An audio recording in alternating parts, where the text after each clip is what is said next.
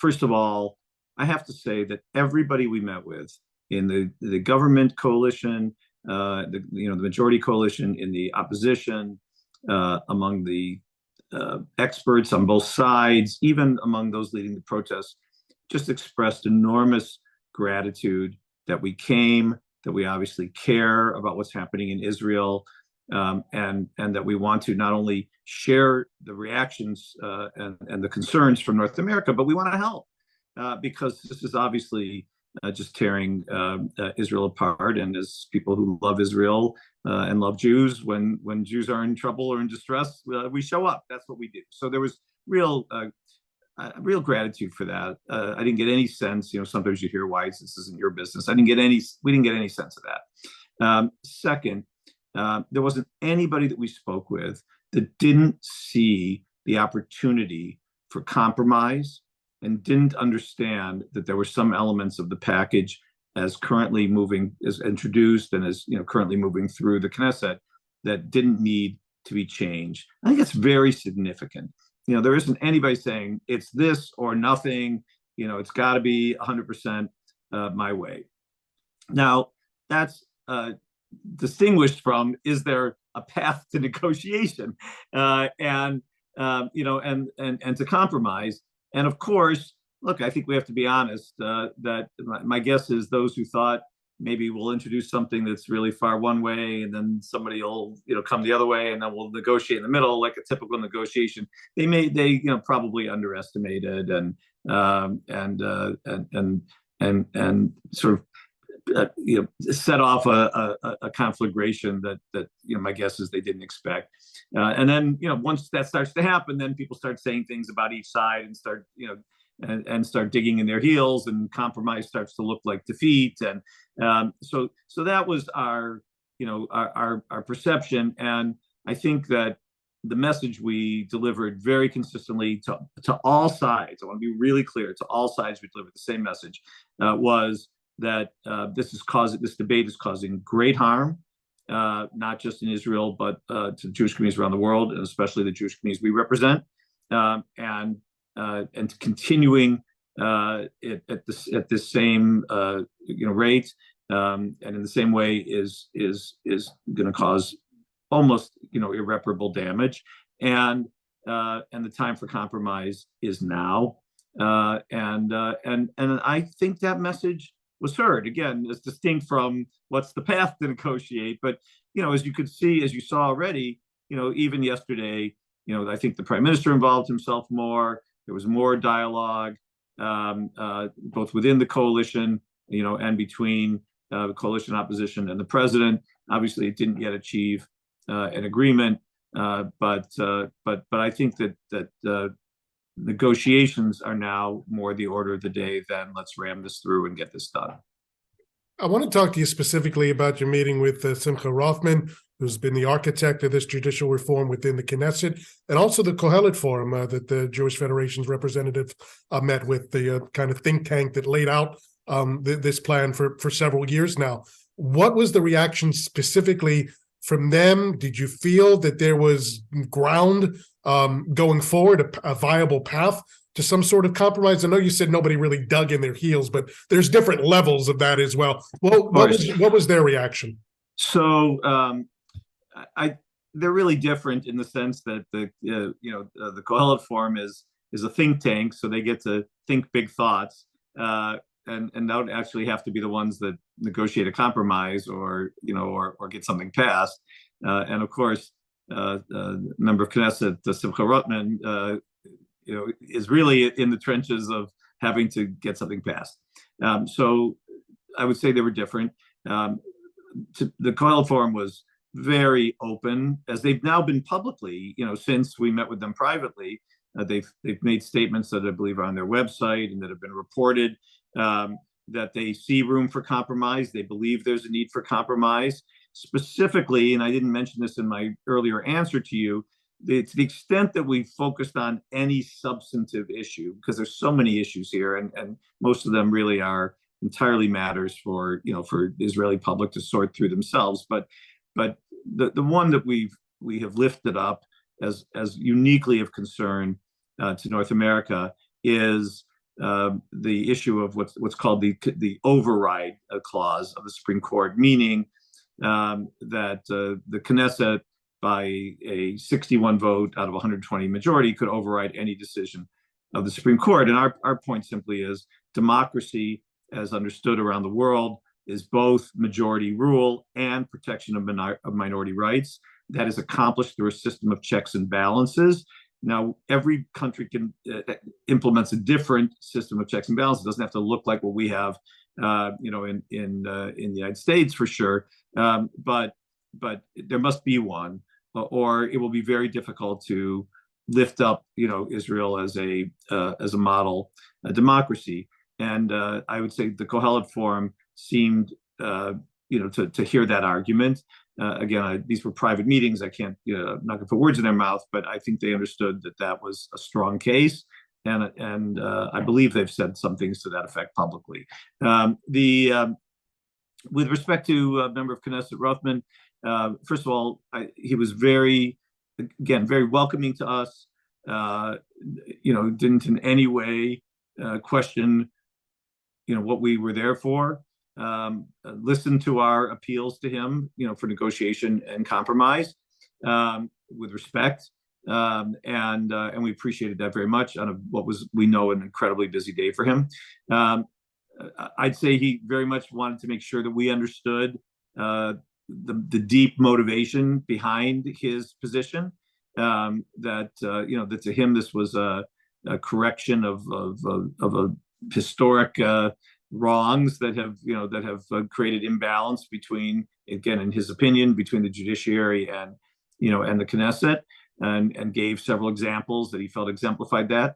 But again, did not indicate that this is the only package and only this can happen. I think he's certainly going to be one of the people who wants to make as few changes as possible, to be sure. But we felt it was a constructive meeting.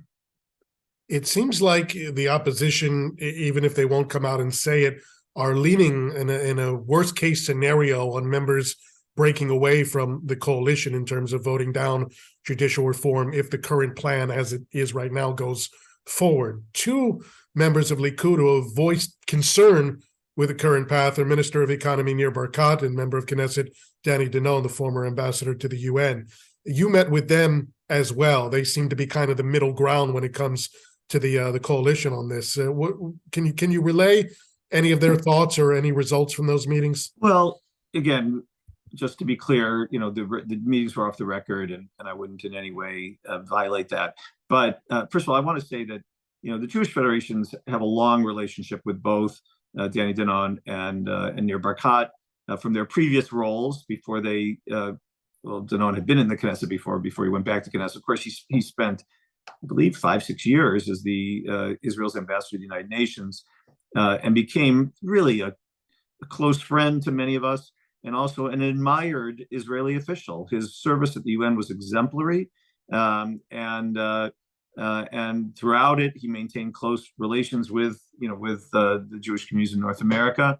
And so this was a conversation among friends. Nir Barkat, as mayor of Jerusalem for many years, worked very closely with many North American organizations and philanthropists to help rebuild the city. And of course, every time we visited Jerusalem, we would make sure to be in touch with the mayor and his office. So we have long relationships with them both. And as a result, the meetings were, quite candid. And we were very direct about our feeling that, again, this was a time there had to be negotiation.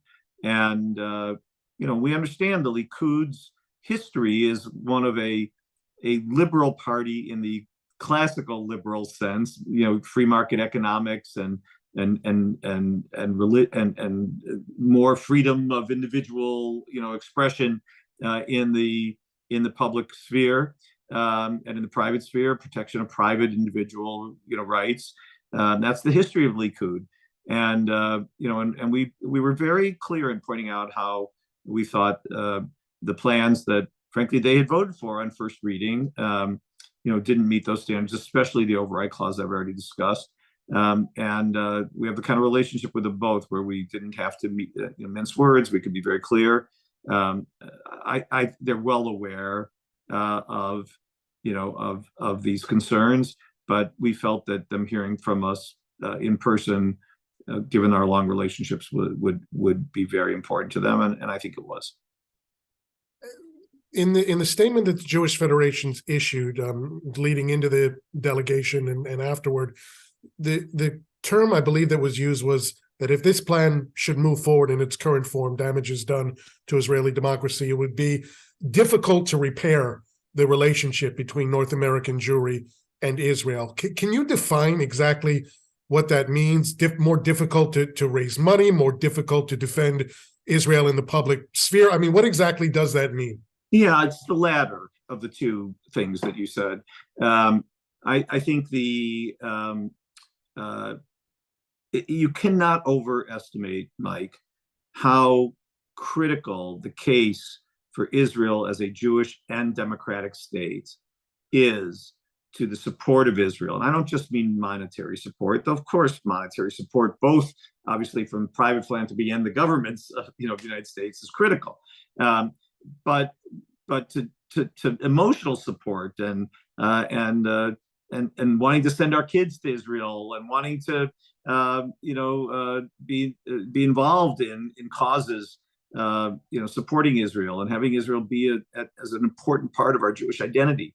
I think these things they cannot be taken for granted, and we work hard at them. That's why all of our camps, have Israel programs, and all of our Hillels have Israel programs, and we, send people on, we support Birthright and Honeymoon Israel, and you cannot underestimate the importance of this in our Jewish identity, and within that, the core of understanding, since Jews who have the blessing of living in the United States and Canada are used to living in free and open and democratic societies, to be able to say that Israel has completely shared values with us in that essential in our essential view of the importance of that to government is indispensable. And it's the first thing we say in every conversation with every political leader, not just in Congress. So that, of course, is important. But remember, we speak to city councilmen and mayors and governors about this because of BDS and because of anti-Semitism and because of all sorts of things. So yes, I think it would. You could so easily lose a generation of people who would be, who would see this as Israel stepping away from its commitment to being not just a democracy, but really a model democracy in an area of the world that doesn't have many of them. So that's what we're referring to. The Jewish Federations is returning to Israel in about a month now, not as a 30-member delegation with private meetings, but the General Assembly, which is a momentous event. It was supposed to be a celebration this year, 75th anniversary of the State of Israel. This crisis is not going to be solved likely by then with so many moving pieces right now and disparate interests. Is this going to turn into more of an open therapy session here between North American Jewry and Israel? Well, maybe I'll hire you as a therapist. First of all, Bezrat Hashem, maybe it will be solved by then, but then there'll still be healing to be done. So you're right. Your question is right either way. The premise is right. So we're trying to not lose the celebratory nature because it really is a miracle that we're at the 75th anniversary of the independence of a Jewish sovereign state. As we know, in the 4,000-year history of the Jewish people, this is probably the strongest, most vibrant, certainly representing the largest percentage of the global Jewish population of any Jewish sovereign state. And 75 years is also, a time when previous sovereignties started to falter. So it's worthy of celebration. It's worthy of participating in the blessings of this miracle. By the way, we're also going to be there on Yom HaZikaron, and it's really important for Jews in North America to come and acknowledge the sacrifices and the losses that have been suffered by so many Israeli families in order to guarantee this 75 years of independence. So we can't lose sight of that, but it would be completely tone deaf to not acknowledge that these issues are happening around us, that whatever the state of affairs is in April, that there has not, that there's been great divisions and some harsh things said on all sides. And so we are looking for ways to incorporate into our program discussions, briefings, but less speeches and more opportunities to meet with and talk with community leaders, members of Knesset, et cetera, to get caught up and to the extent that we can help bridge some of these divides that have grown larger, we want to help in that. Eric Fingerhut, President and CEO of the Jewish Federations in North America. Thanks so much for taking the time to join us. Thanks always for having me.